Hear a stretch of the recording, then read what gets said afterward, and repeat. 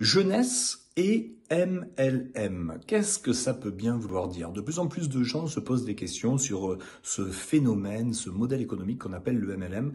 Et je voulais clarifier avec vous parce qu'il y a beaucoup de confusion sur la francophonie et peu de gens qui, au fond, sont opérationnels dans ce type de discipline.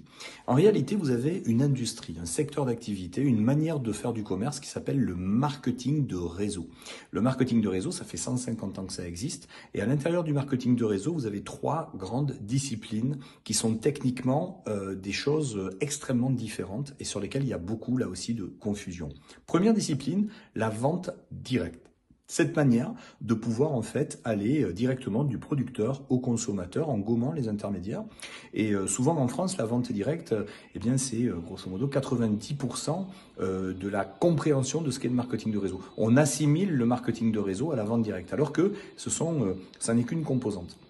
La vente directe, elle est souvent caricaturée, la réunion tupperware, la vente à domicile, alors qu'en fait, c'est quelque chose de beaucoup plus large que ça. Il y a beaucoup d'activités qui se font dans le cadre d'une relation directe entre le producteur et le consommateur. Et vous verrez que, avec notamment le digital, ça va arriver de plus en plus souvent. Deuxième type de métier, le marketing relationnel. Ça fait aussi partie du marketing de réseau.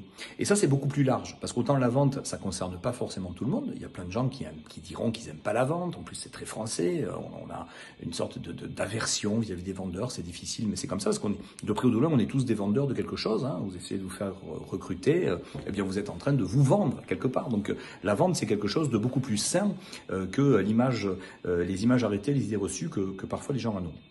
Mais c'est comme ça. Alors du coup, il y a une deuxième discipline qui va s'ouvrir à beaucoup plus de gens, qu'on appelle le marketing relationnel. Alors ça, marketing relationnel, on l'a tous fait, on a tous recommandé le bon resto, le bon ciné. Eh bien, le marketing relationnel, c'est ça. C'est de la recommandation, c'est la possibilité de proposer à des gens des produits, des services, leur faire toucher du doigt que s'ils sont dans ce type de recherche, eh bien, il y a peut-être une entreprise ou quelqu'un qu'il faudrait leur présenter qui pourrait répondre à leurs besoins. Et ça, c'est très intéressant parce que 90% des achats, voire 95% des achats sont stimulés par la recommandation d'un proche où finalement on voit aujourd'hui exploser les influenceurs du digital qui sont plutôt des gens en fait qui sont des utilisateurs de tel ou tel produit et qui vont en parler sur internet, qui vont faire par exemple le déballage d'une boîte qu'ils ont reçue, on appelle ça du unboxing en anglais, et donc ils vont se rémunérer comme ça, c'est-à-dire qu'ils vont avoir une sorte de relation, ce qu'on appelle un lien d'affiliation avec des sociétés, et ils vont trouver un produit sympa, ils vont recommander le produit parce qu'ils sont eux-mêmes utilisateurs, donc ils en parlent comme des consommateurs en fait, et du coup ils sont beaucoup plus crédibles qu'un vendeur ou qu'un expert qui viendrait finalement défendre la marque pour laquelle ils bossent.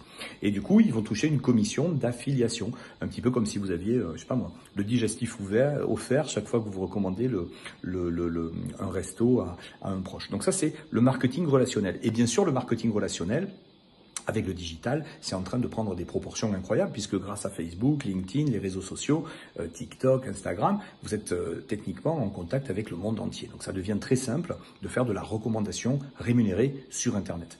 Et le troisième métier, qui est beaucoup moins connu, c'est le MLM, le management en multi-niveau, le multi-level marketing.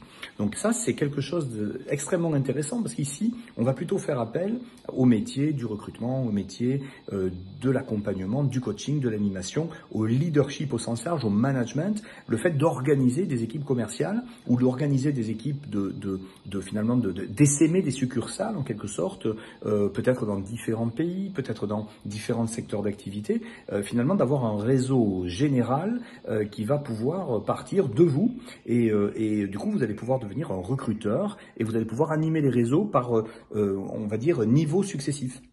Vous allez pouvoir développer par exemple votre état-major en niveau 1, mais il n'y a pas de raison qu'il y ait un plafond de verre. Donc votre état-major pourrait avoir envie à son tour d'avoir son propre état-major à lui. Et ça, ce serait du coup votre niveau 2. Et ça, c'est extrêmement simple parce que les sociétés de MLM, du coup, sont prêtes à rémunérer les gens dans la profondeur. Et alors souvent en France, ça s'est vécu comme quelque chose d'un petit peu suspect. On assimile ça. Alors là aussi, il y a des confusions incroyables avec le pyramidal, les Ponzi. Donc évidemment, il faut faire attention. Il y a des choses qui sont pas légales et il y a toujours des mauvais coucheurs dans tous les secteurs d'activité. Mais dans la plupart des cas, une société, alors vous verrez, il y a des sites très de référence. Vous avez par exemple le site businessforhome.org qui va référencer les sociétés sérieuses en marketing de réseau, en MLM, et vous allez voir les revenus des gens, vous allez voir les gens représentés là-dessus. Nous, on a la chance d'être cités sur ce site-là. Vous allez voir les sociétés qui aujourd'hui ont pignon sur rue. Il y a une quinzaine de sociétés aujourd'hui qui font vraiment référence dans cet univers de jeu. Et donc l'important, c'est que ça va vous permettre un petit peu comme un mercato de faire vous-même votre marché, mais c'est là aussi où les sociétés vont chercher les meilleurs dans les différents domaines.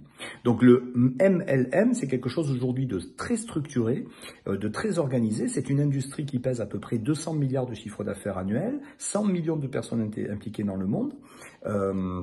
Et vous avez surtout le fait que ces sociétés redistribuent 50% de leur chiffre d'affaires à des réseaux d'indépendants. Donc ça, c'est quand même incroyable. C'est que ça permet de distribuer 100 milliards de revenus à des indépendants. Pourquoi? Parce que ces sociétés veulent pas payer de salaire, elles veulent pas payer de bâtiments, elles veulent pas payer de charges fixes avant.